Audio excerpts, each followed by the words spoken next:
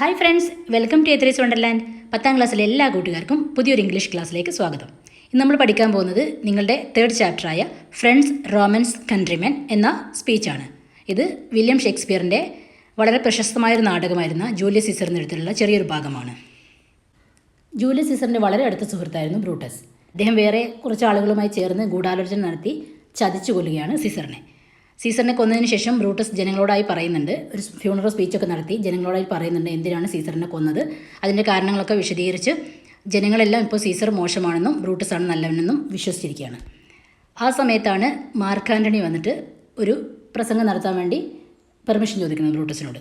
Brutus അതിന് permission കൊടുക്കുകയാണ്.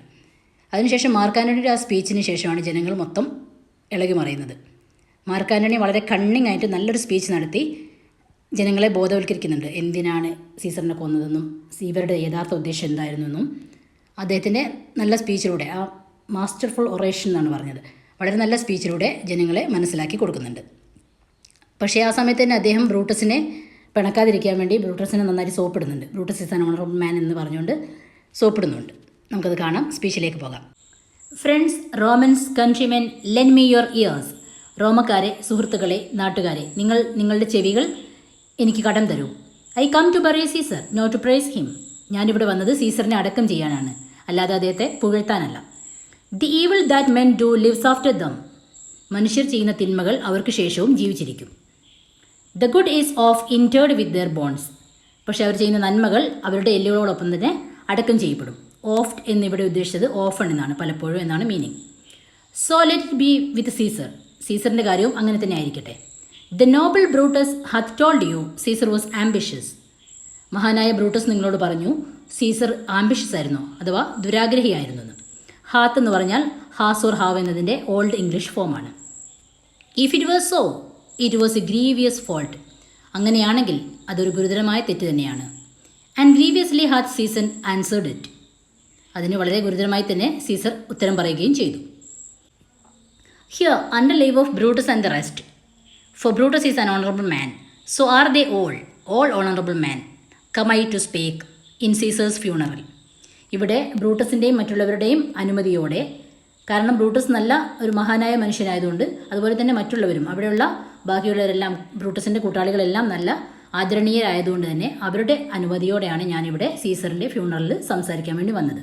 ഈ സ്പീച്ചിൽ പലതവണ കാണാൻ പറ്റുന്നൊരു ഫ്രേസാണ് for Brutus is an honourable man എന്നുള്ളത്. അത് അതിൻ്റെ ശരിയായ അർത്ഥത്തിലല്ല ഉപയോഗിച്ചിരിക്കുന്നത്, അതിൻ്റെ ഓപ്പോസിറ്റ് മീനിങ് ആണ് ഉദ്ദേശിച്ചത്. അവിടെ ഒരു ബോക്സിൽ കാണാം, most of the lines in Shakespeare's plays are in blank verse.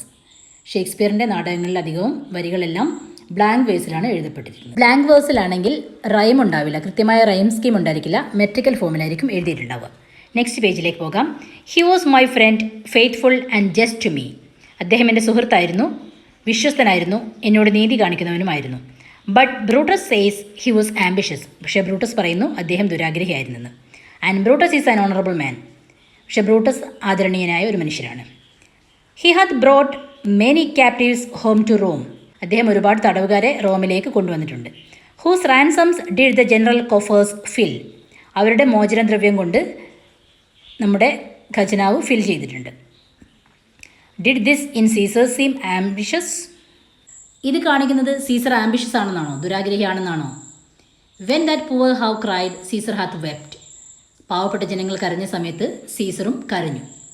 Ambition should be made of സ്റ്റേണർ stuff. ദുരാഗ്രഹമാണെങ്കിൽ കുറച്ചുകൂടി കഠിനമായിരിക്കും, അല്ലെങ്കിൽ കർശനമായിരിക്കും. സ്റ്റേണർ സ്റ്റഫ് എന്ന് ഉദ്ദേശിച്ചത് കർശനമാണെന്നാണ്. Yet Brutus says he was ambitious. എന്നിട്ടും ബ്രൂട്ടസ് പറയുന്നു അദ്ദേഹം ദുരാഗ്രഹിയായിരുന്നെന്ന്. And Brutus is an honourable man. പക്ഷേ ബ്രൂട്ടസ് ഒരു ആദരണീയനായ മനുഷ്യനാണ്. You all did see that on the Lupercal I thrice presented him a kingly crown.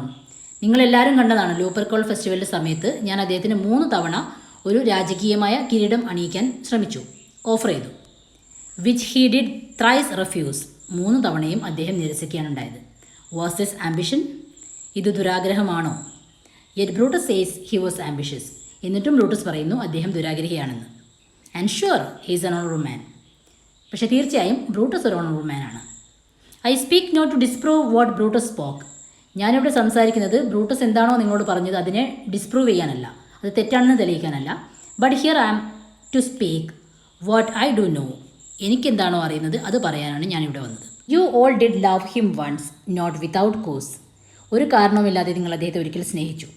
What cause withholds you then to മൗണ്ട് for him. അദ്ദേഹത്തിന് വേണ്ടി കരയുന്നതിൽ നിന്നും എന്ത് കാരണമാണ് നിങ്ങളെ ഇന്ന് തടഞ്ഞു നിർത്തുന്നത്? O judgement thou art fled to brutish beast. ഇവിടെ ജഡ്ജ്മെൻ്റ് എന്ന് ഉദ്ദേശിച്ചിരിക്കുന്നത് നീതിയാണ്. ഓ നീതിപീഠമേ, നീ ക്രൂരന്മാരായ ആളുകളിലേക്ക് ഓടിപ്പോയിരിക്കുന്നു. And men have lost their reason. മനുഷ്യർക്ക് അവരുടെ യുക്തി നഷ്ടപ്പെട്ടിരിക്കുന്നു. Beer with me. ജഡ്ജ്മെൻറ്റിനോടാണ് പറയുന്നത്, എൻ്റെ കൂടെ നിൽക്കൂ. My heart is in the coffin there with Caesar. എൻ്റെ ഹൃദയം സീസറിൻ്റെ കൂടെ അദ്ദേഹത്തിൻ്റെ കൊഫിനിലാണ്, ശവപ്പെട്ടിയിലാണ്. And I must pause till it come back to me. അത് എന്നിലേക്ക് തന്നെ തിരിച്ചെത്തുന്നവരെ എനിക്ക് സ്റ്റോപ്പ് ചെയ്യേണ്ടതായിട്ടുണ്ട്, പോസ് ചെയ്യേണ്ടതായിട്ടുണ്ട്. ഈ മനോഹരമായ സ്പീച്ചിലൂടെ മാർക്ക് ആൻ്റണി അവിടെ കൂടിയിരുന്ന ജനങ്ങളെ മുഴുവൻ കോൺസ്പിറേറ്റേഴ്സിന് എതിരായിട്ട് ഇളക്കി വിടുകയാണ്. അവർ സീസറിൻ്റെ മരണത്തിന് പ്രതികാരം ചെയ്യാൻ വേണ്ടി തീരുമാനിക്കുകയാണ്. അപ്പോൾ ഫ്രണ്ട്സ്, ഈ സ്പീച്ച് നിങ്ങൾക്ക് മനസ്സിലായി എന്ന് വിചാരിക്കുന്നു. ഈ ക്ലാസ് നിങ്ങൾക്ക് ഉപകാരപ്പെട്ടെങ്കിൽ തീർച്ചയായും ചാനൽ സബ്സ്ക്രൈബ് ചെയ്യുക. അടുത്ത ക്ലാസ്സിൽ വീണ്ടും കാണാം. Thanks for watching.